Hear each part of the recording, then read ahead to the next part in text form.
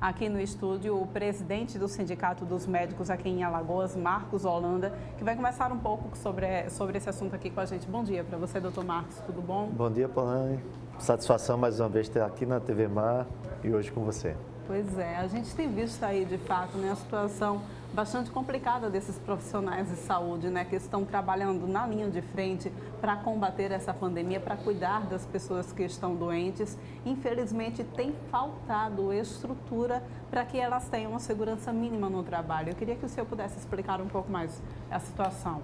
Então, de um modo geral, nós teríamos que ter já uma questão dos equipamentos para proteção individual a tempo. O problema é que muitas das vezes os nossos gestores, e também pelo fato da gente não cobrar tanto, a gente já vem em falta já há algum tempo. Só que com o advento dessa pandemia, onde tem uma virulência muito grande, ou seja, de transmitir para as pessoas, né? Inclusive o médico podendo ser até esse vetor, se por acaso não tiver esses equipamentos de proteção individual. Então, tem nos dado assim, muita preocupação, principalmente os colegas que estão na linha de frente, né? Onde em muitos lugares, por exemplo, em muitos postos de saúde, há a presença do álcool gel, mas não tem uma máscara. Tem máscara, mas não tem o álcool gel. Às vezes tem uma máscara, mas muito simples, diferente de uma máscara que tem a TNT ou até mesmo a N95. Mas assim, um avental para proteger, principalmente aqueles pacientes com síndromes gripais.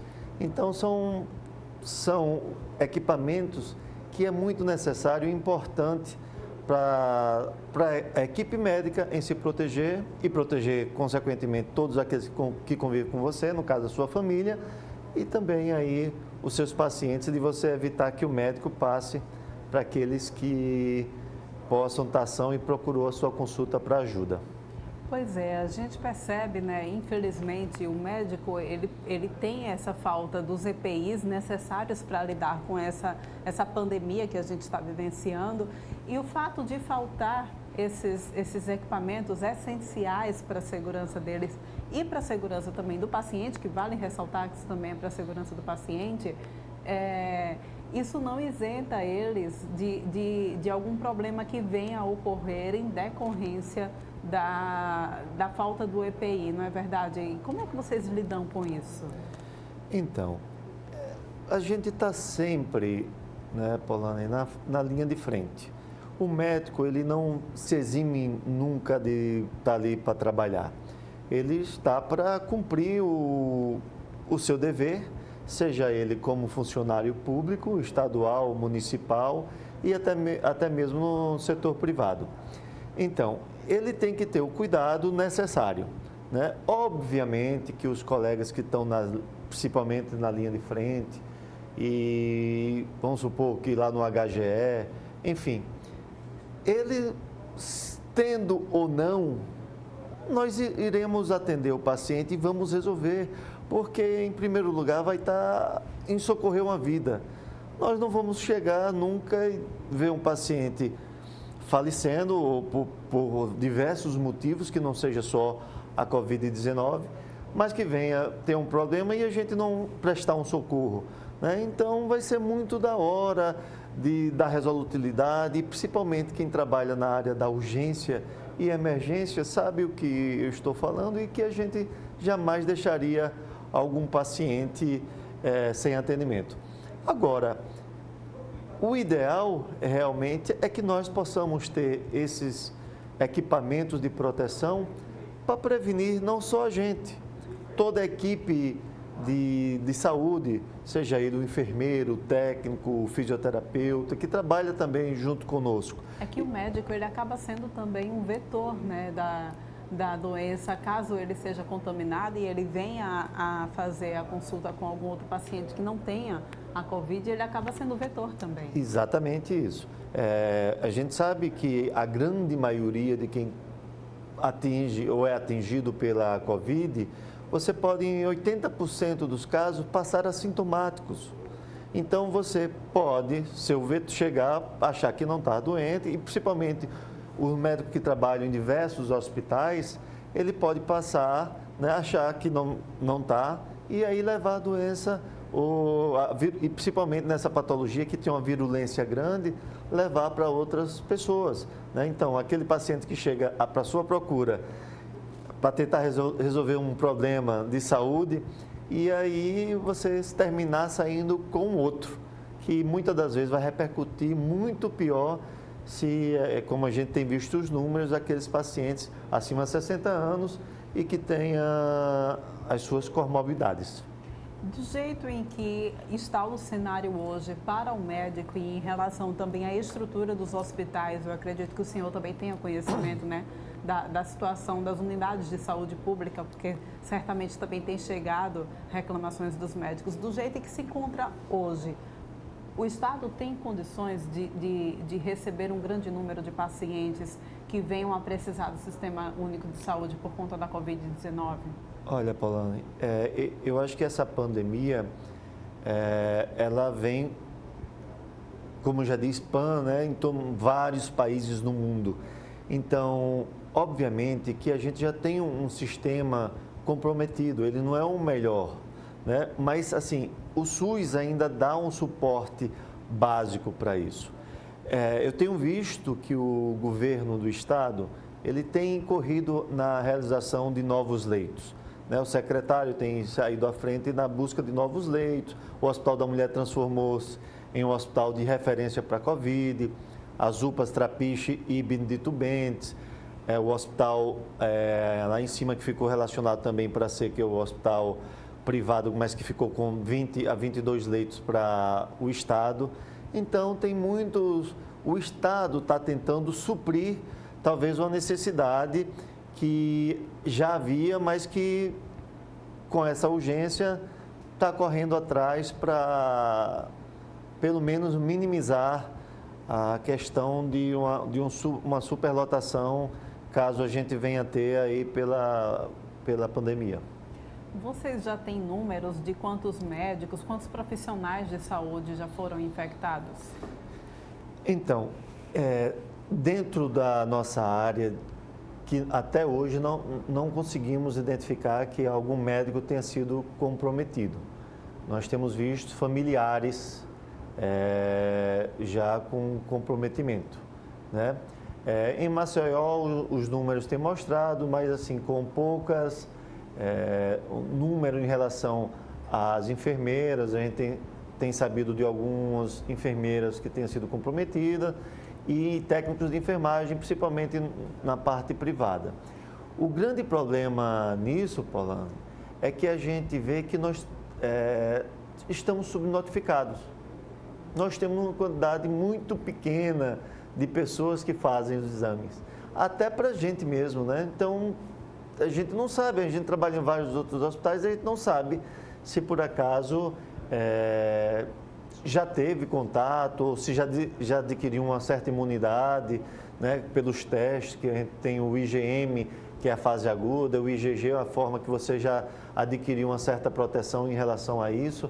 Então, a gente fica, na verdade, subnotificado e não sabe, na verdade, a quantidade de pessoas que estão comprometidas ou infectadas aqui no nosso estado. E acredito que no Brasil. É verdade. Vocês têm os dados também da situação de como é que, por exemplo, quando se foi levantada essa questão de alguns casos estarem sendo recebidos nas UPAs daqui da nossa capital, a UPA do Jacintinho, a UPA do Trapiche, muita gente ficou sem entender, né?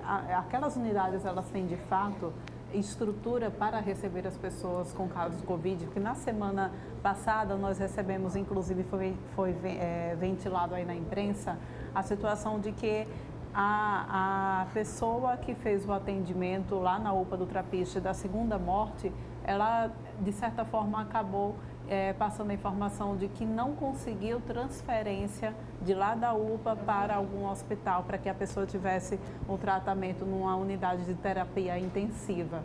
Então, isso tem sido recorrente?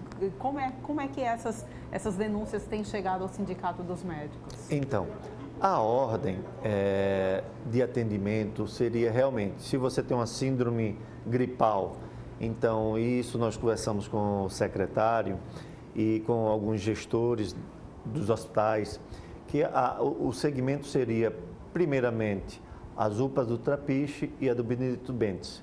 Esta tem os suportes de áreas vermelhas com alguns respiradores para que, numa necessidade de pacientes serem entubados, ou seja, colocar um tubo para ter uma respiração artificial, elas podem fazer isso e aquele paciente pode ficar lá, a estrutura podendo ficar até 48 horas.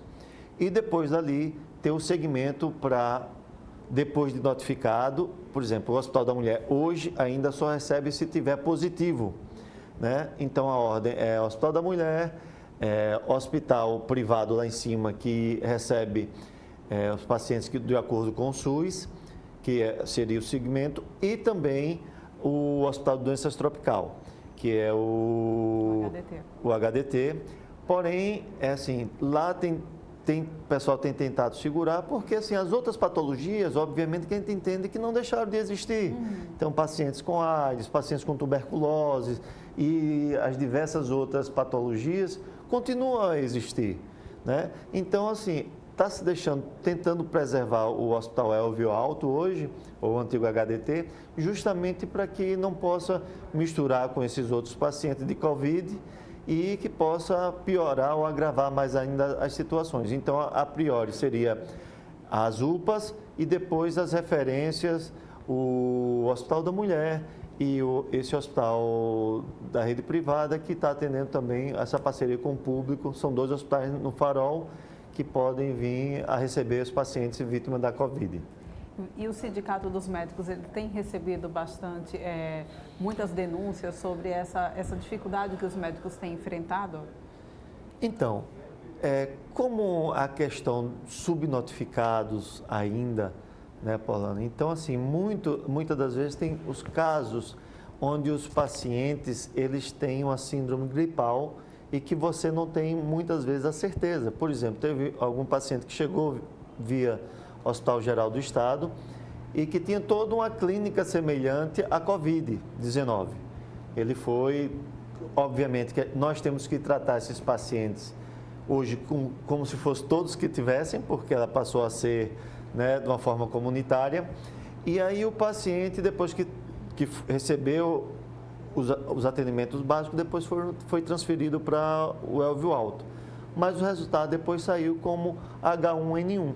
Então, assim, existe uma demanda na questão de síndromes gripais, que ainda o paciente pode vir a agravar, né?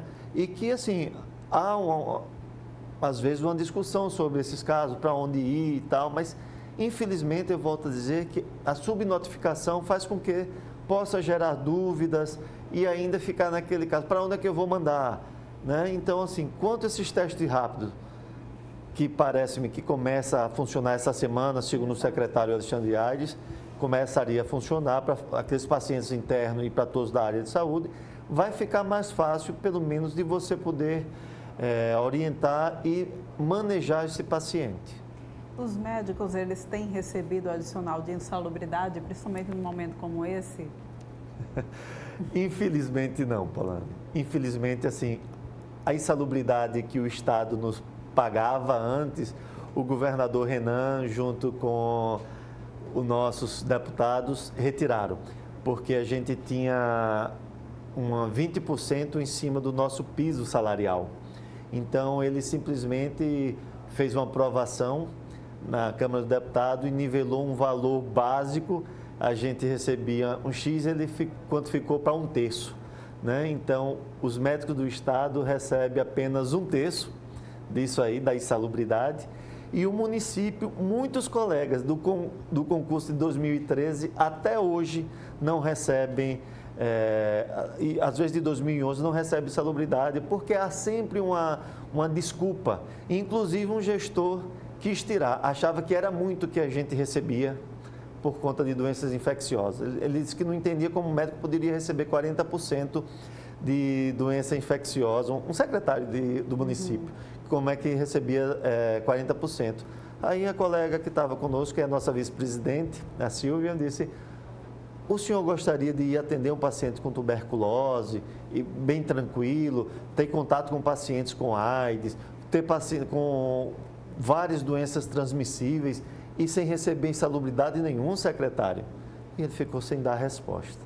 Então, assim, infelizmente, parece para a gente que o médico ele só passa a ser importante para esses gestores, muitas das vezes, não aqueles que ainda têm o comprometimento. Nós falamos isso com o secretário do Estado de Saúde, ele não sabia, mas mostrou muito querendo ajudar em relação a isso. Mas o restante parece que, assim, o médico só tem a importância quando está numa situação desta ou de uma urgência e emergência. Quando precisa, né? Infelizmente Você citou bem aí a questão de alguns médicos que fizeram concurso. Aí a gente percebe que foram abertas algumas vagas, né, para alguns médicos. Para os médicos, o governo tem chamado, inclusive, profissionais da saúde para esse momento. E eu queria saber como é que está. Já existe uma fila de espera, na verdade, do último concurso? Há a possibilidade de priorizar essas pessoas que já estavam nessa fila de espera? O que é que o governo tem sinalizado? Então, Paulane, na questão do governo do Estado, existe um chamamento, ainda tem um pessoal para ser chamado da UNCISAL, que até hoje ainda não foram. A gente tem cobrado, inclusive alguns já ganharam na Justiça e o governador até hoje não nomeou. Não sei por quê, né?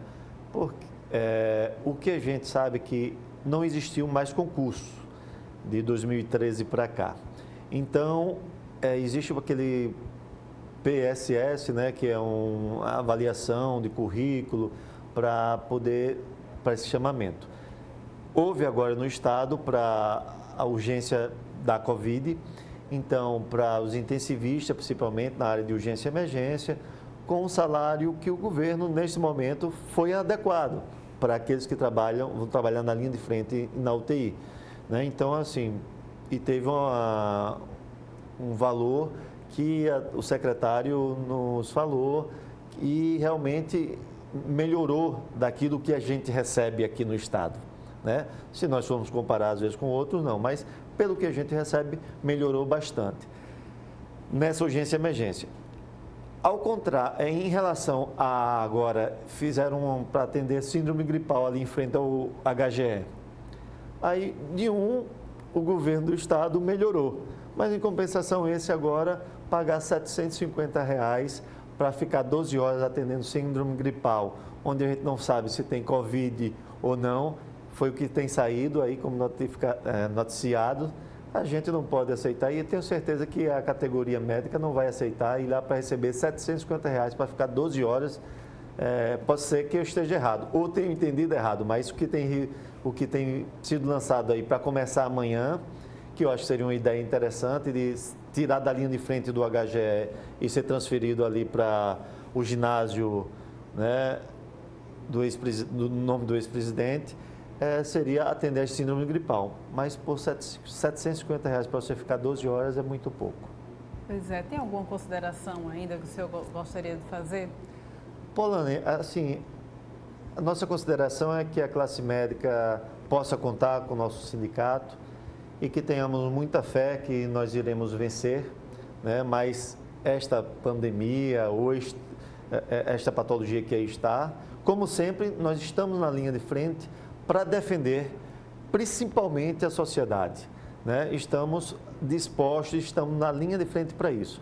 Né? O resto que se falarem da classe médica, que tenta muitas das vezes menosprezar, realmente é um discurso político. Nós estamos realmente para enfrentar e ajudar a sociedade. Muito bem, eu agradeço pela sua participação aqui no TV Mar News. Saiba que a TV Mar está de portas abertas para atendê-los, tá bom? Agradeço.